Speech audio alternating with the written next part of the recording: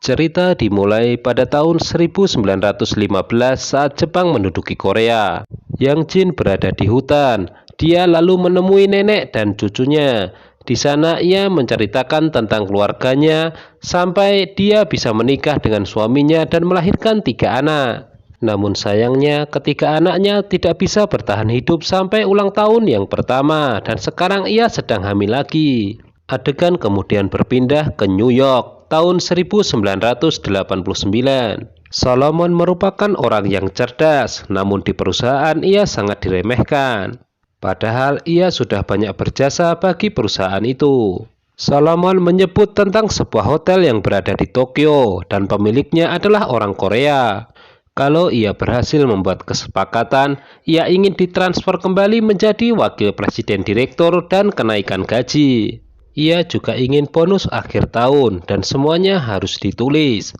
Sebelumnya, Yang Jin meminta agar kutukannya dihilangkan agar keluarganya bisa bahagia. Si nenek pun merasa paham, lalu ia melakukan ritual.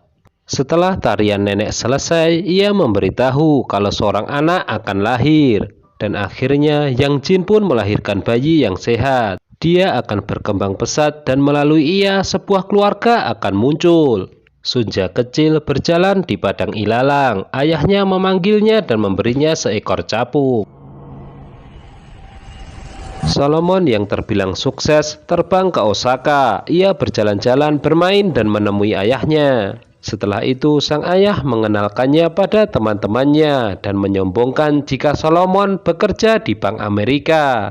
Dan ayah Solomon adalah pemilik pachinko, tempat judi legal di Jepang. Perlu diingat jika drama ini menerapkan alur maju mundur. Sunja berada di pasar ikan dengan ayahnya. Ada 2 polisi yang lewat. Sang ayah menyuruh Sunja untuk menunduk seperti yang lainnya. Gadis kecil itu merasa sangat senang diajak ke pasar ikan. Bahkan ia membantu seorang penjual untuk menjual ikannya ke sebuah kedai. Gara-gara itu ia dikasih sedikit uang sama penjual ikan tersebut. Itu membuktikan jika Sunja merupakan gadis yang cerdik. Meskipun begitu, tampaknya ayahnya kurang suka jika ia mengambil imbalan. Tak lama dari itu, Sunja melihat 2 polisi tadi menangkap orang. Habis dari pasar, Sunja dan ayahnya naik kapal untuk pulang. Sunja sangat penasaran akan apa yang terjadi dengan pria yang ditangkap polisi tadi. Sang ayah kemudian menceritakan saat Sunja berumur seminggu.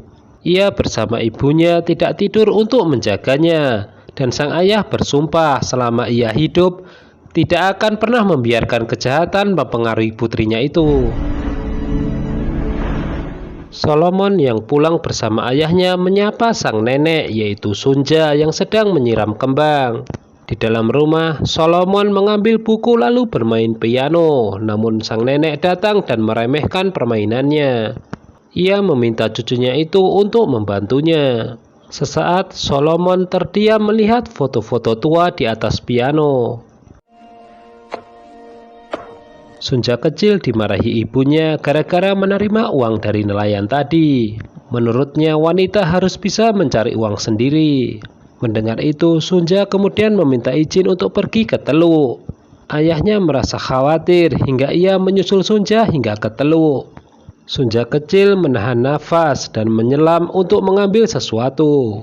Karena tidak juga muncul ke permukaan, sang ayah sangat panik. Namun tak lama dari itu mendadak Sunja muncul dan menunjukkan apa yang telah didapatnya. Malamnya ayah Sunja makan dan minum-minum bersama teman-temannya. Salah seorang teman ayahnya itu mengungkit tentang penjajahan yang mereka alami dan ingin sekali memukul kepala tentara Jepang dengan batu. Ibu Sunja mengkhawatirkan kalau tentara Jepang akan menangkap mereka nanti akibat ulah teman-temannya. Ia pun bertanya, jika mereka ditangkap, siapa yang akan menjaga Sunja nanti? Namun sang ayah menanggapinya dengan santai dan memastikan semuanya akan baik-baik saja. Lagi pula menurutnya mereka sudah lama ada di sana. Diam-diam Sunja mendengarkan percakapan mereka. Hari selanjutnya Sunja berbicara dengan pria itu dan memintanya untuk pergi karena semua orang jadi takut gara-gara apa yang dia katakan. Sunja mengaku ia tidak ingin jadi sebatang kara gara-gara ayah dan ibunya ditangkap karena melempar batu ke tentara Jepang. Esok harinya, Sunja melihat dua tentara Jepang mendatangi rumahnya dan bertanya tentang keberadaan nelayan Song. Ia kemudian berlari untuk menyusul ayahnya, dan ayahnya itu lalu pulang dan berbicara dengan dua tentara Jepang itu. Rupanya mereka telah mendengar perkataan dari nelayan Song. Ayah Sunja pun akhirnya diberikan peringatan karena tidak melaporkan hal ini. Sampai di luar, tentara Jepang itu melihat ibu Sunja dan menyinggung masakannya yang kata orang enak. Solomon bertanya kepada neneknya mengenai usaha pachinko milik ayahnya. Ia menyuruh agar usaha pachinko itu ditutup saja, namun sang ayah justru ingin membuka cabang baru. Sang nenek kemudian memberitahunya jika sang ayah mendapatkan pinjaman dari bank. Tiba-tiba bibi Solomon yang bernama Etsuko datang dan memuji ketampanannya. Sehabis mandi, Solomon melihat benda-benda di mejanya. Bibi Etsuko mendadak masuk. Solomon kemudian bertanya, apa Hana pernah menghubungi bibi? Bibi Etsuko pun menjawab enggak, namun ia merasa yakin jika Hana masih hidup. Sunja kecil diikuti ayahnya saat ia berlari menuju kerumunan. Ternyata nelayan Song tertangkap oleh tentara Jepang dan ia dipukuli di hadapan semua orang. Sunja yang masih kecil pun sangat takut melihatnya.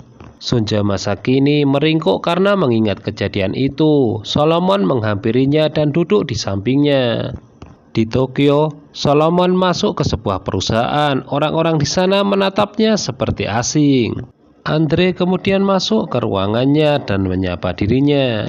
Namun di luar, para karyawan membicarakan sesuatu. Katanya Kaisar Jepang Hirohito wafat karena kanker. Ayah Sunja terbaring tidak berdaya di tempat tidur karena sakit dan dirawat oleh istrinya. Tak lama dari itu, sang ayah memanggil Sunja dan akhirnya meninggal. Adegan kemudian berpindah 9 tahun kemudian. Tentara lewat di pasar ikan dan semua orang menunduk. Di antara semua orang, Hansu melihat Sunja nampak berbeda dari yang lain. Orang di dekatnya memberitahu jika Sunja adalah anak dari janda yang mengelola rumah pondokan di Yongto. Hansu yang merasa tertarik tanpa sadar berjalan mendekat dan kemudian melepas topinya. Nah, itu dia sinopsis Pachinko episode yang pertama. Untuk mengetahui kelanjutannya, jangan lupa tonton terus Smile Channel ya. Terima kasih.